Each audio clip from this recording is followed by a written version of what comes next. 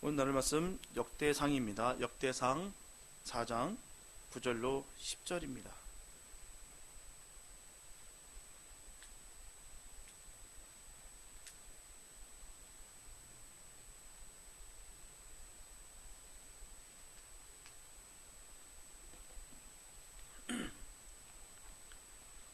역대상 4장 9절에서 10절입니다. 우리 다 같이 한 목소리로 함께 귀한 말씀 합독하시겠습니다. 야베스는 그 형제보다 존귀한 자라. 그 어미가 이름하여 야베스라 하였으니 이는 내가 수고로이 낳았다 함이었더라. 야베스가 이스라엘 하나님께 아뢰어 가로되 원컨대 주께서 내게 복의 복을 더하사 나의 지경을 넓히시고 주의 손으로 나를 도우사 나로 환난을 벗어나 근심이 없게 하옵소서 하였더니 하나님이 그 구하는 것을 허락하셨더라. 아멘. 오늘 본문은 우리들에게 너무나 잘 알려진 바로 야베스의 기도문입니다. 오늘 본문에서 야베스는 주의 손으로 나를 도우사라고 기도하고 있어요. 이 기도문을 통해서 우리는 그가 하나님 없이는 아무 일도 할 수 없다는 것을 잘 알고 있는 사람인 것을 알 수가 있습니다. 그가 이런 기도를 하나님께 들을 수 있었던 것은 바로 그의 출생 과정서부터 삶의 모습이 남달랐기 때문이에요. 그의 이름은 성경 전체에 딱 한 번 오늘 본문에만 나옵니다. 본문에서 전하기를 그 어미가 이름하여 야베스라 하였으니 이는 내가 수고로이 낳았다 함이었더라 라는 것입니다. 이렇게 야베스는 태어날 때부터 상당한 고통이 있었다는 것을 말씀하고 있습니다. 그래서 야베스의 그 뜻 이름은 바로 고통, 수고라는 뜻을 가지고 있습니다. 그가 이 땅에 나올 때부터 얼마나 힘겨웠으면 그 어머니가 이름 지었을 때 아들에게 고통이라는 이름을 지었을까요? 얼마나 힘들었으면 말입니다.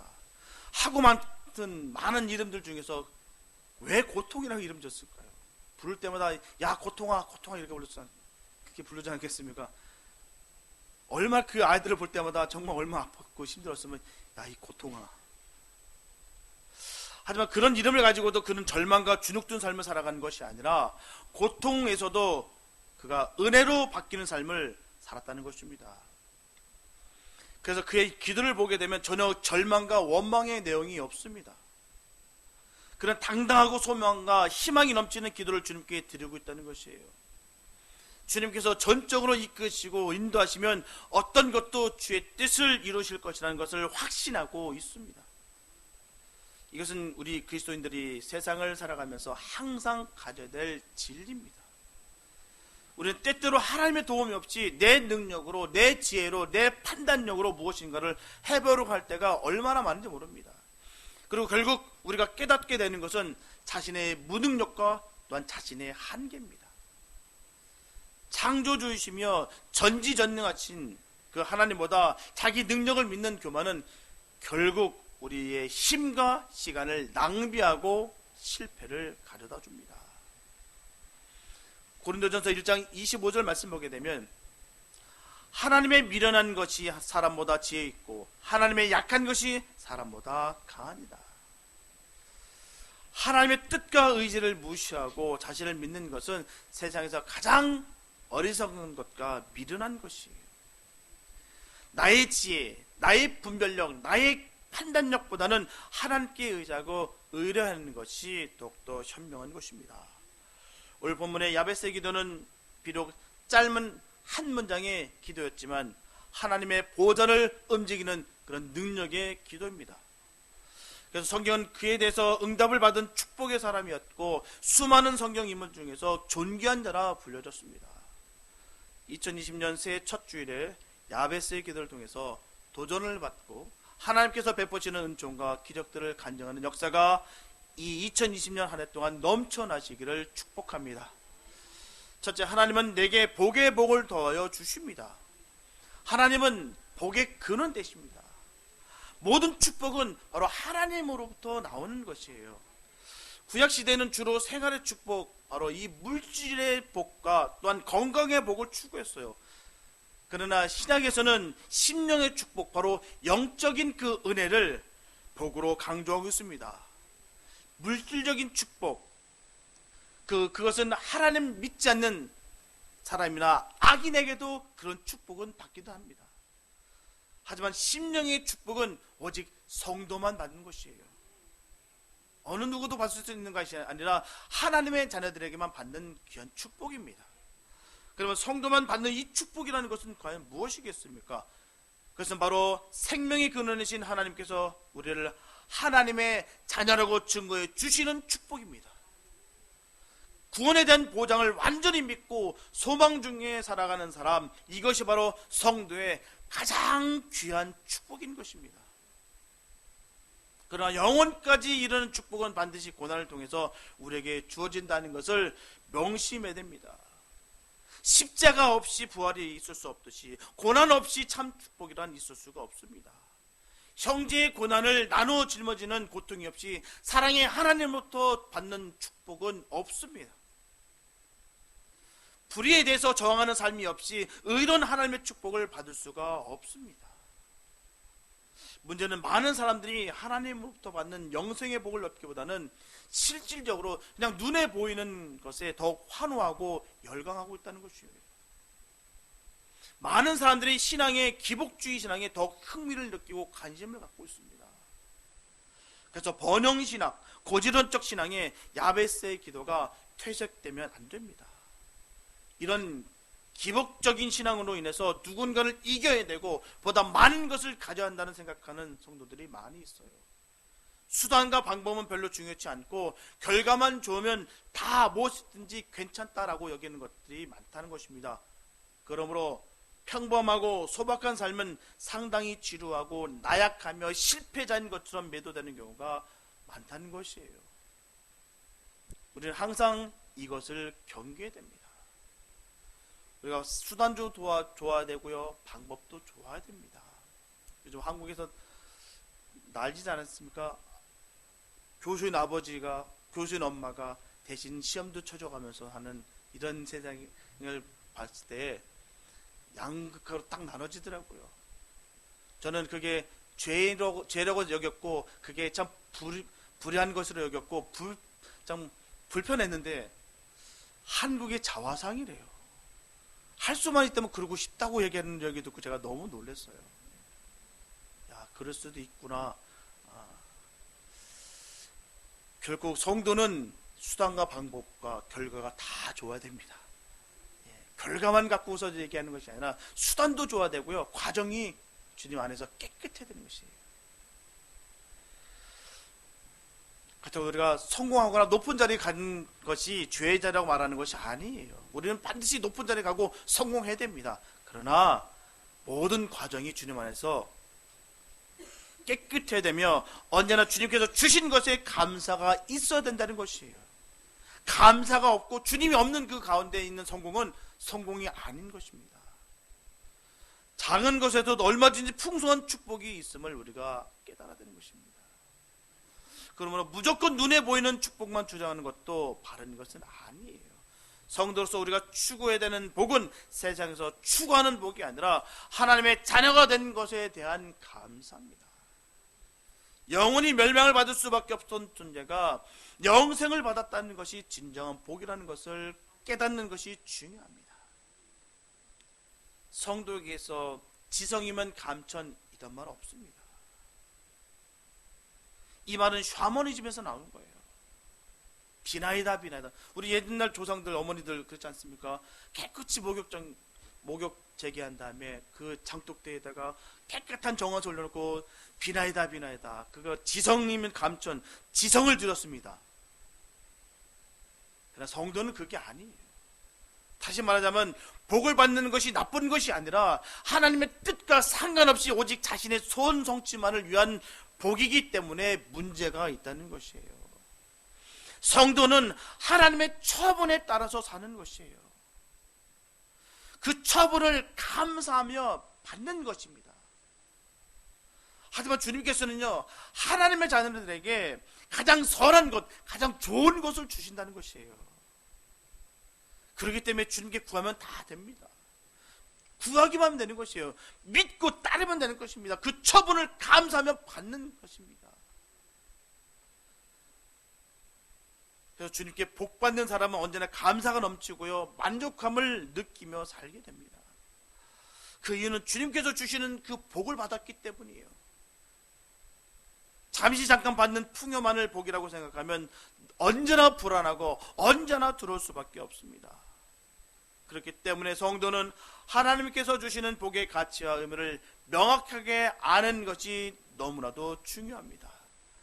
그래서 성도는 축복을 받고자 하는 분명한 목적이 있어야 돼요. 그러므로 왜 돈이 필요하나? 왜 내가 건강을 해야 되지? 무엇을 위해 많은 돈을 구하고 있나? 단순히 잘 먹고 잘 살기 위함입니까? 아니면 정말 명품으로 내가 치장하면서 폼나게 한번 살아보겠다고 내가 지금 돈을 구하고 있는 것인가?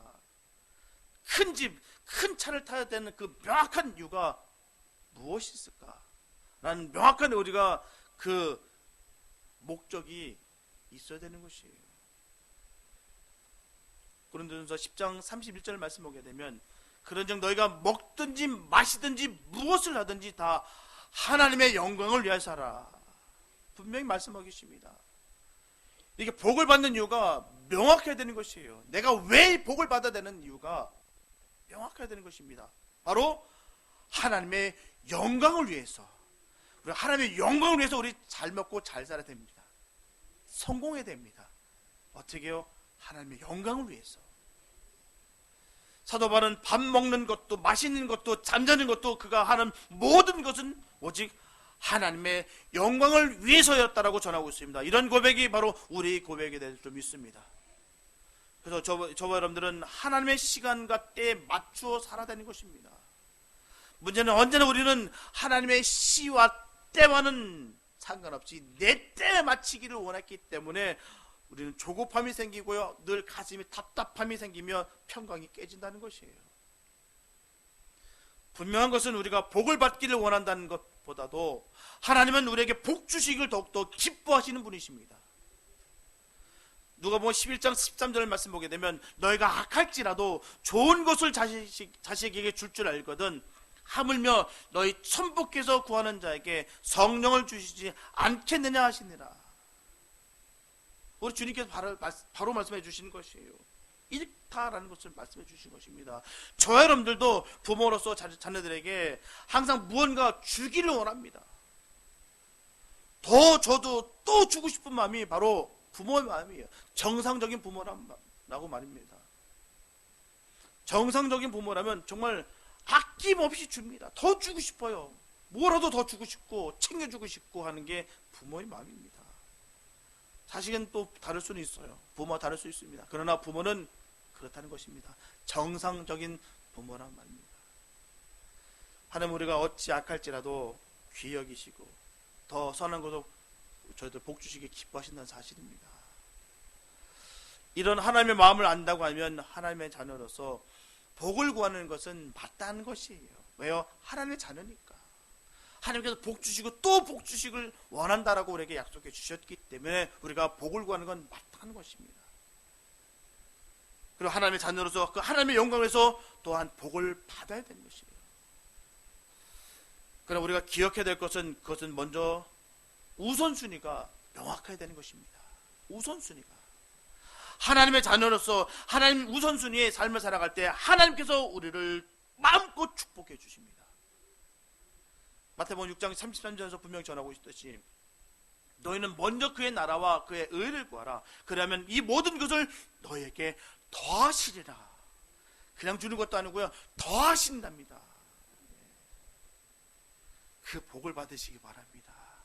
그 복을 받기 위해서는 우리가 분명히 먼저 그의 나라, 그의 의를 먼저 구하라고 분명히 말씀하고 있어요. 그러면 너희가 구한 것보다 더한 것을 채워주겠다라고 약속하십니다.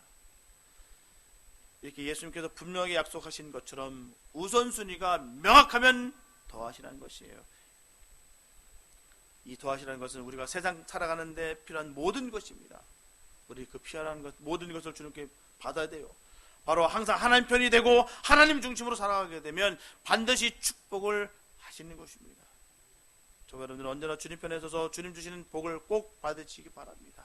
나만 받아 누리는 것이 아니라 축복의 통로가 되어서 하나님께 영광을 돌리는 복된 삶이 다 되시기를 예수님의 이름으로 축복합니다. 두 번째, 하나님이 지경을 넓혀 주십니다. 본문에 보면 나의 지경을 넓히시라고 말씀하고 계세요. 이어서 지경이라는 것은 바로 경계선을 말하는 것이에요. 또한 해안선을 말하는 것입니다. 하지만 본문에서 지경을 넓혀달라는 그 뜻은 나의 삶이 하나님을 위해서 더 많이 사용되기를 소망합니다 라는 뜻입니다. 이처럼 야베스는 하나님께 기도하기를 자신의 삶의 전부가 오직 하나님을 위해서 쓰임받기를 갈망하다라고 전하고 있는 것이에요. 야베스의 시대는 여호수아가 가나안 땅을 이스라엘 각 지파에게 분배하던 그때입니다. 야베스, 그는 유다 사람이었어요. 그래서 건조하고 사막 같은 남쪽 땅을 분배를 받았습니다. 그 땅은 결코 좋은 땅이 아닙니다. 기름진 땅이 아니에요. 척박하고 나쁜 땅입니다. 고통이었어요. 그의 이름의 뜻이 고통인 것 같이 그가 배분받은 땅 또한 기름진 땅이 아니었습니다. 그러나 그는 그 자리에서 절망하지 않았어요. 처지와 형편이 이렇게 어렵고 힘들기 때문에 하나님의 복이 아니고서는 절대로 안 됩니다. 그러니 하나님께서 베풀어 주신 복이 있어야 살 수가 있습니다 라고 기도하며 하나님께 매달렸어요. 환경이 좋아서 그런 것이 아닙니다. 아닌 것을 뻔히 아는데도 불구하고 알기 때문에 주님께 매달렸다는 것이에요. 우리가 여기서 기억해야 되는 것은 하나가 있습니다.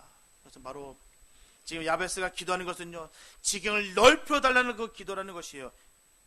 이 땅에서 벗어나서 다른 좋은 땅을 달라고 기도하는 것이 아닙니다. 너무나 건조하고 척박할지라도 더 넓은 땅을 달라고 기도하고 있는 것이에요. 그래서 그의 기도는 너무나 위대한 기도입니다. 단순히 야베스가 부동산에 욕심이 생겨서, 땅에 욕심이 생겨서 다른 사람보다 더 넓은 땅을 차지하려고 하는 것이 아니라 주님과 함께 그 땅을 하나님을 위해 사용되기를 간절히 바라고 있다는 것입니다. 그 중심 속에 충성이 다 있다는 것이에요. 그래서 하나님을 위하여, 하나님의 뜻을 실현하기 위하여 더 큰 영향력, 더 큰 많은 기회를 제게 주시옵소서라고 주님께 간청하고 있는 것입니다. 주님을 위하여 더 많은 일, 더 큰 일을 할 수 있도록 기회와 직분을 지금 요구하고 있는 것입니다. 이처럼 주님은 주님의 일을 사모하고 감사하며 감당하기를 원하는 사람들에게 일을 맡기시고 또한 능력과 복을 부어 주시는 것입니다. 왜냐하면 주님의 일은 자신의 힘과 능력과 지혜로 할 수 있는 일이 아닙니다. 주님의 일은 그렇게 하는 것이 아니에요. 단순히 명예와 욕심으로 하게 된다면 반드시 시험이 오고요, 그 시험으로 인해서 넘어지게 되어 있습니다. 그래서 주의 일이에요. 그래서 주님의 일을 할 때는 우리가 기도하지 않으면 안 됩니다. 주님 앞에 다 내려놓지 않으면 안 됩니다. 세상 사람들, 똑똑한 사람 다 들어놓고 해보시면 안 됩니다. 그게 되는 것이 아니에요. 그렇게 명예를 향해서 달려가고 내 욕심을 향해서 달려가고 내 머리 믿고 달려가게 되면 믿음을 버리고 세상으로 달아가는 사람들이 깨지고 부서지고 달려가는 사람들이 얼마나 많은지 모릅니다. 마태복음 11장 12절 말씀 보게 되면 천국은 침노를 당하노니 침노하는 자는 빼앗느니라 라고 말씀하고 있어요. 하나님 자녀들이 궁극적인 목표는 천국입니다. 천국 가기 위해서 여기 있는 것이에요. 구원을 받기 위해서 끊임없이 처절하게 몸부림을 치면서 주님 바라보면서 달려가는 것입니다. 만약에 구원과 천국이 없으면 그토록 힘들게 갈 필요가 없습니다. 그럴 이유가 없어요. 세상에 하찮은 일일지라도요, 쉽게 얻어지는 것이 없습니다. 어떤 일을 성취하기 위해서 가장 필요한 것은 열심과 노력이 있어야 된다는 것입니다. 분명히 천국은 누구에게나 다 개방되어 있어요. 다 열려 있습니다. 누구나 천국을 소유할 수 있으며 들어갈 수 있습니다. 그러나 그것은 침노하는 자만 갈 수가 있어요. 그래서 침노하는 자에게만 천국은 개방되는 것입니다. 결코 구원하지 않고 찾지 않는 자에게, 구하지 않는 그에게는 허락되지 않는다는 것입니다. 침노하는 자, 바로 자신을 부인하며 이로 인해 고통을 인내하고 감수하는 자만이 천국에 들어갈 수 있다는 것입니다. 주님의 말씀을 붙잡고, 주님을 믿고 그 말씀을 붙잡고 몸부림치는 그에게 천국이 열린 것이에요. 그러면 저 여러분들은 이제 열심히 천국을 찾으시기 바랍니다. 그리고 구하시기 바랍니다. 또 천국을 소유하기 위해서 필수적으로 수반되는 이 고통을 결코 두려워하지 마시기 바랍니다. 자기 부정의 결단과 희생의 삶 뒤에는 밝고 환한 바로 천국의 영광이 기다리고 있음을 늘 믿으시기 바랍니다. 그래야 우리 모두 천국을 소유하는 천국의 주인 되시기 바랍니다. 저분들은 지경을 넓혀서 그 지경이 국경을 넘어 천국의 지경까지 넓혀가는 복된 삶이 되시기 바랍니다. 주님께 귀하게 쓰임받는 삶이 되시기 바랍니다. 하나님께서 크게 들어쓰시는 사람은 자신의 환경이나 육체적인 조건에 굴복하는 사람이 아니라 환경을 초월하는 삶을 살아가는 사람들입니다. 우리는 환경의 노예가 돼서는 안 됩니다. 인간은 환경을 변화시키고 환경을 초월해서 살아간다는 말씀을 우리 성경에 꼭 우리에게 말씀하고 계시는 것이에요. 우리 성경 인물들 보면 다 그렇지 않습니까? 뭐 요셉은 안 그랬어요. 다윗은 안 그랬나요? 다니엘은요. 기타 등등 수많은 우리 성경 인물들 다 이 모든 것을 다 통과한 사람들입니다. 이기적인 마음은 스스로 담을 쌓고요. 그 속에 갇혀서 살기 때문에 멀리 바라보지 못합니다. 두루두루 살필 수가 없어요. 왜요? 자기 것만 보입니다. 눈앞에 있는 것만 보여요. 그러다 보니까 기쁨이 없습니다. 또한 평화가 없어요. 자기가 만든 그 이기주의에 붙잡혀서 한계를 넘지를 못합니다. 우리의 인생은 너무나 귀하고 소중해요. 하지만 너무나 짧은 삶을 살다가 주님께로 돌아갑니다. 그렇기 때문에 사역을 넓혀야 되는 것입니다. 부지런히 달려가야 됩니다. 하나님의 영광을 위해서 최선을 다해야 될 줄 믿습니다. 그렇게 기도해야 됩니다. 나의 것, 내 것 아닙니다. 하나님의 영광을 위해서. 내가 하는 모든 사역은 하나님의 영광을 위해서 하는 것입니다. 이런 기도를 드릴 때 어제나 오늘이나 영원토록 동일하신 그 하나님께서 복을 내려주셔서 저와 여러분들의 삶의 지경을 반드시 넓혀주실 것입니다. 그래서 저 여러분들의 존귀 여김을 받는 하나님의 백성이 다 되시기를 주님의 이름으로 축복합니다. 세 번째, 하나님은 그 구하는 것을 허락하십니다. 기도의 능력은 하나님의 능력이에요. 기도하는 자에게 하나님께서 응답해 주십니다. 그렇기 때문에 우리는 기도하는 것이에요. 우리의 모든 주권은 주님께 있기 때문에 주님의 능력을 전적으로 의지하면서 기도를 해야 될 줄 믿습니다. 자칫 우리가 오해되는 것은 기도를 해서 얻어진 것을 자신의 노력으로 얻어진 것으로 생각할 때가 있습니다. 그로 인해서 하나님의 생각과 의지와 상관없이 자신의 생각과 의지에 따라서 구하고 그 뜻을 이루려 할 때가 많습니다. 그러나 기도는 나의 의지가 이루어지는 것이 아닙니다. 진정한 기도는 주님의 선하고 의로운 뜻이 우리 삶 가운데 그대로 이루어지는 것이에요. 그래서 우리가 기도하는 것은 주님의 마음을 발견하는 것입니다. 또한 우리는 너무나 부족한 존재에서 주님이 지켜주시지 않는다면 결코 망할 수밖에 없음을 알기 때문에 주님의 은혜로 우리를 지켜달라고 간절하게 기도하는 것입니다. 그래서 형식적인 기도가 신앙의 위기인 것이에요. 진정으로 하나님 앞에 나아가 기도하는 사람은 하나님이 우리의 구세주여 창조주여 전지전능하신 분이시며 우리를 도우시는 분이심을 믿고 나아가는 것입니다. 그래서 기도는 일정 시간이 지나면 멈추는 것이 아닙니다. 쉬는 것이 아니에요. 끊임없이 기도는 해야 되는 것입니다. 하지만 많은 사람들이 기도 제목에 대한 응답으로 복을 받고 나중에는 믿음에서 탈락하고 세상 사람과 별반 차이가 없을 정도로 타락한 모습을 우리는 너무나도 많이 발견하고 있습니다. 그 이유는 명확해요. 그 이유는 너무나도 명확합니다. 기도가 끊어졌기 때문이에요. 기도가 끊어지면 그렇게 됩니다. 예외가 없어요. 난 예전에 많은 기도를 많이 했기 때문에 난 괜찮아. 아닙니다. 직분과 상관없습니다. 목사도 기도 안 하면 끝이에요. 죽는 것이에요. 변합니다. 변질됩니다. 이제는 예전과 달리 삶의 여유가 생기고 안정적으로 삶이 흐르다 보니 자신의 힘과 능력으로 이제 충분히 살 수 있을 것 같아서 더 이상은 하나님의 능력을 의지하지 않는다는 것이에요. 더 이상은 간절하게 하나님의 도움을 손길을 간구하지 않습니다. 디모데전서 3장 7절을 보게 되면 마귀의 올무에 빠질까 염려하라고 말씀하고 있어요. 이처럼 사단은 성도의 힘의 근원인 바로 이 기도를 멀리하게 함으로 말미암아 사단을 대적하는 성도의 능력을 억제시켜버립니다. 봉쇄시켜버립니다. 무능하게 만들어버립니다. 이것은 사단의 가장 중요한 전략이에요. 그래서 사단은 우리와 하나님과의 대화를 방해하고 우리가 하나님과 하나님의 뜻을 알게 되는 것을 방해할 수만 있다면 어떤 일일지라도 서슴지 않고 공격해 들어온다는 것입니다.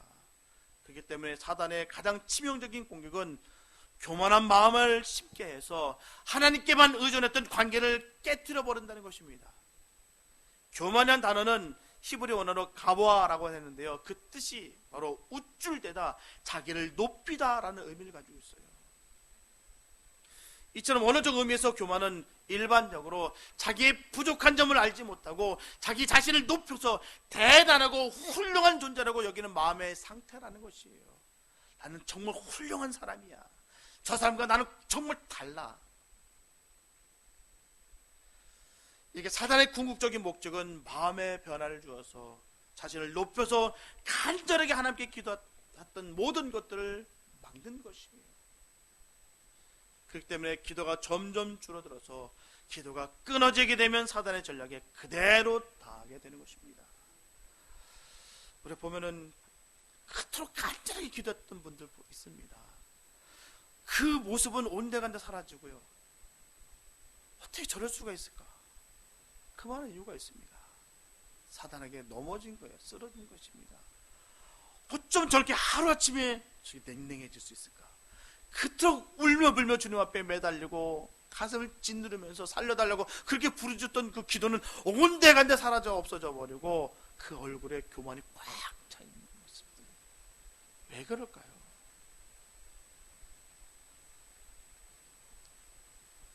과거 이야기만 하면 눈빛이 막 달라집니다.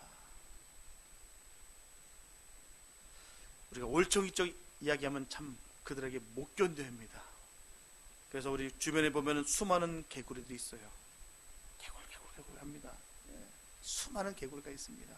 올챙이적 생각 못하고요. 그게 저와 여러분이 될 수 있습니다. 기도하지 않고 우리가 정말 주님 편에 무릎 꿇지 않는다면 저와 여러분도 똑같습니다. 예외는 없습니다.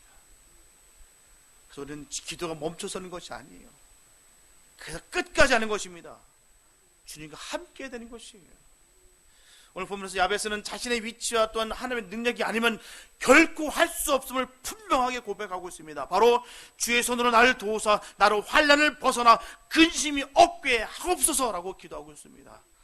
이렇게 그는 자신에게 도움을 주실 하나님의 손으로 도와달라고 이렇게 간절하게 기도하고 있습니다. 베드로전서 5장 6절과 7절 말씀 보게 되면 그러므로 하나님의 능하신 손 안에서 겸손하라. 때가 되면 너희를 높이시리라. 너희 염려를 다 주께 맡겨버리라. 이런 저가 너희를 권고하심이니라. 이 시점 언제나 보살펴 주시는 하나님께 모든 염려를 다 맡기라는 것이에요. 이것이 바로 인간이 염려라는 올무에서 완전히 풀려날 수 있는 길입니다. 하나님은 믿음으로 하나님께 나아가는 자들에게 기꺼이 응답하시며 모든 문제를 해결해 주실 것을 분명히 약속하셨습니다. 이것이 바로 응답을 받는 기도의 방법이에요. 야베스는 철저히 주님께서 모든 것을 이루시는 분이시며 모든 환난과 근심을 주님께 온전히 맡겨드렸습니다. 그 결과 하나님이 그 구하는 것을 허락하셨더라. 분명히 염려는 불신앙의 소산입니다. 그래서 어떤 상황 속에 있다 할지라도 주님에 대한 신뢰와 믿음이 사라지게 되면 결국 하나님께서는 그 구하는 것을 허락하지 않습니다. 염려 대신에 하나님만을 의지할 때 하나님은 성도들에게 염려의 모든 요인들을 평안으로 바꾸어 주실 것입니다. 저분들은 야베스처럼 지혜롭게 기도해야 될 줄 믿습니다. 마음 안에 교만과 미움과 시기와 질투와 음란과 욕심과 욕망과 착오하고 이기적인 마음을 다 버리시고 겸손하게 간절하게 주님께 기도해야 될 줄 믿습니다. 저와 여러분들은 오직 주님의 손을 의지하여서 능력을 받고 해결을 받아서 야베스처럼 기도의 사람들이 다 되시기를 바랍니다. 사랑하는 여러분, 2020년에는 삶의 지경이 넓어지는 우리 모두가 꼭 되시기를 소망합니다. 오늘 우리가 야베스에게 배운 것은 그의 삶의 가장 중요한 문제를 알고 있었던 것과 그의 문제를 해결해 주실 하나님을 바로 믿고 있었다는 것이에요. 그리고 그 하나님께 기도하되 무엇을 구해야 할지를 바로 알고 기도의 응답을 받았다는 것입니다. 원인과 그 결과를 명확하게 우리는 알고 있어야 되는 것이에요. 저 여러분들도 오늘 한 해 야베스의 기도를 드려서 많은 기도의 응답을 받아 그 은혜를 증거하는 일이 많기를 소원합니다. 교회를 향한 꿈을 가지시기 바랍니다. 날마다 은혜의 삶을 사시기 바랍니다. 언제나 기도하며 사시길 바랍니다. 하나님 안에서 삶의 지경이 넓혀지는 개인과 교회를 이루는 조화름 되시기를 축복합니다. 그래서 야베스처럼 반드시 하나님 앞에 허락받고 응답받게 되시기를 예수님의 이름으로 축원합니다. 기도합니다. 사랑하는 주님 감사합니다. 그 구하는 것을 구했더니 주님께서 허락하셨다고 분명히 말씀하셨습니다. 우리가 할 수 없음을 다시 한번 고백하게 해주시고 이 모든 주관자 되신 그 주님께서 길을 열어주셔야 될 수 있다는 것을 늘 깨닫는 우리가 되게 하여 주시옵소서. 우리의 연약함을 알게 하여 주시고 또한 그 위대하신 그 주님의 그 거룩을 우리가 깨닫는 우리가 되게 하여 주시옵소서. 주님 앞에 다 내어 맡겼을 때 우리는 또 최선을 다하여 그 지경을 넓혔을 때 주님께서 그 복을 넘치게 부어주실 것을 믿고 나아갑니다. 주실 줄로 믿습니다. 우리 2020년은 정말 그 어떤 해보다도 정말 주님께 칭찬을 받고 많은 복을 받는 그런 복된 한 해가 되게 하여 주시옵소서.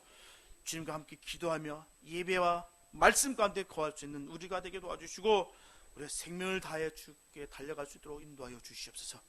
주께서 함께 하시며 은혜를 베풀어 주시고 능력의 능력을 더하여 주시옵소서.